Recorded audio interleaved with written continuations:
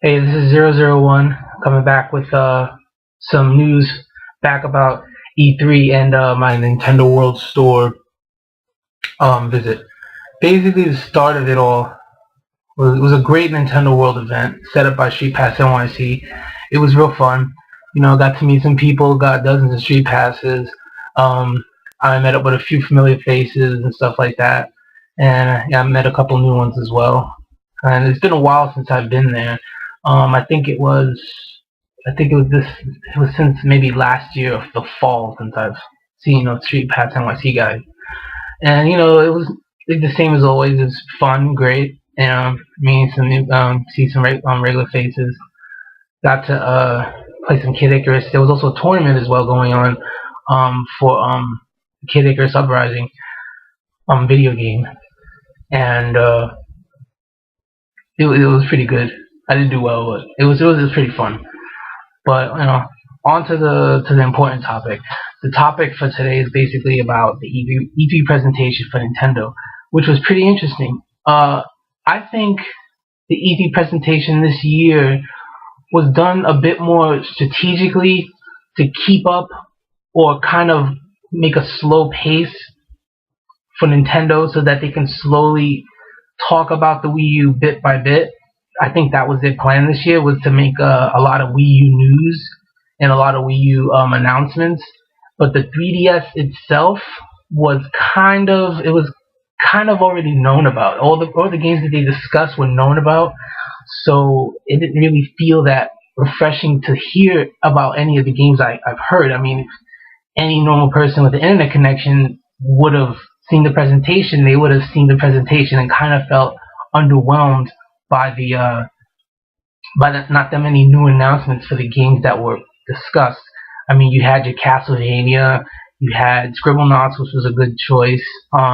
They talked about Mario a little bit more, which was good, and they announced some new, maybe a new update which might be talked about currently, or it might be rumored to happen.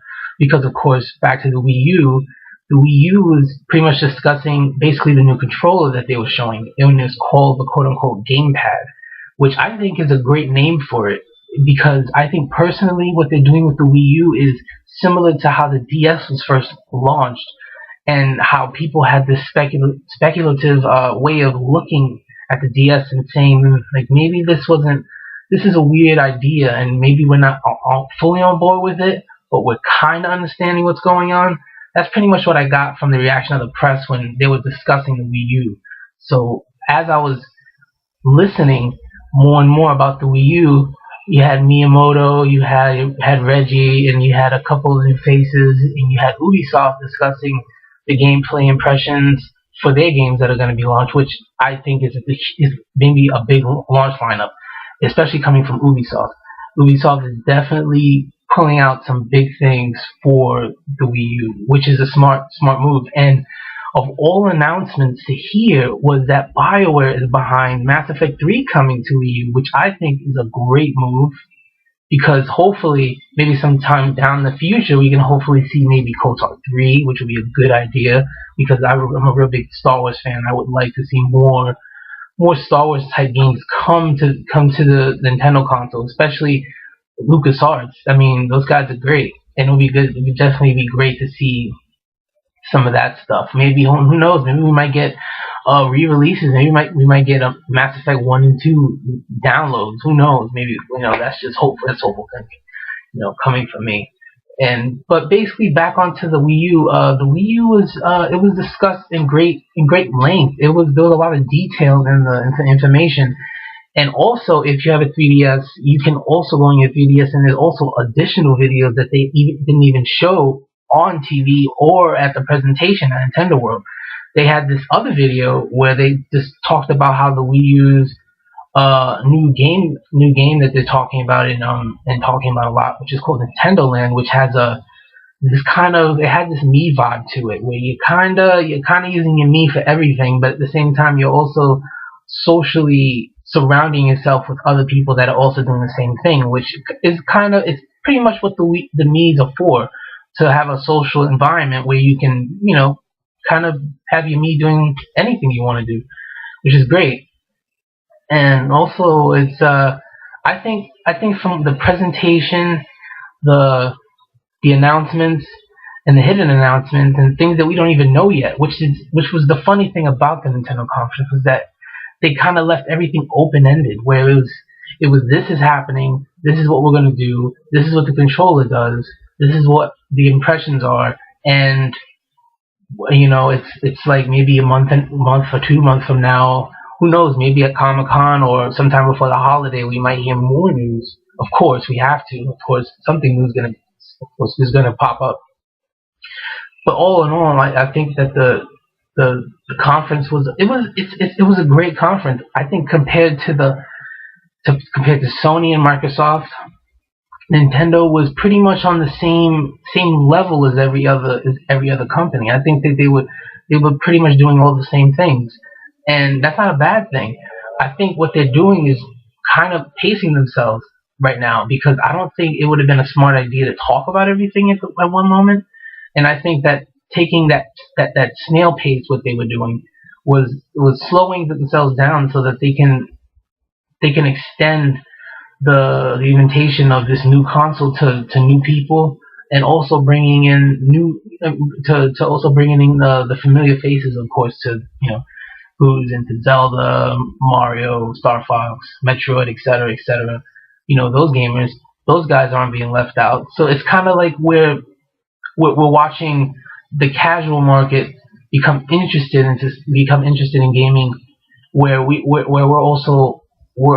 kind of slowing ourselves. We're kind of slowing I guess you could say, the core gamers or the hardcore gamers. We're slowing them down so that they can kind of take a breather and say, hey man, maybe we don't have to look too into this conference and take it too seriously, because of also the reactions at the Nintendo World at the conference it was pretty normal. It was normal, and compared to last year's, it wasn't as exciting, but of course it's definitely very, very consuming. If you feel unnerved by the conference, because you know what you're expecting out of it. And for the casual market, of course, they're looking at the conference and saying, this is a good idea.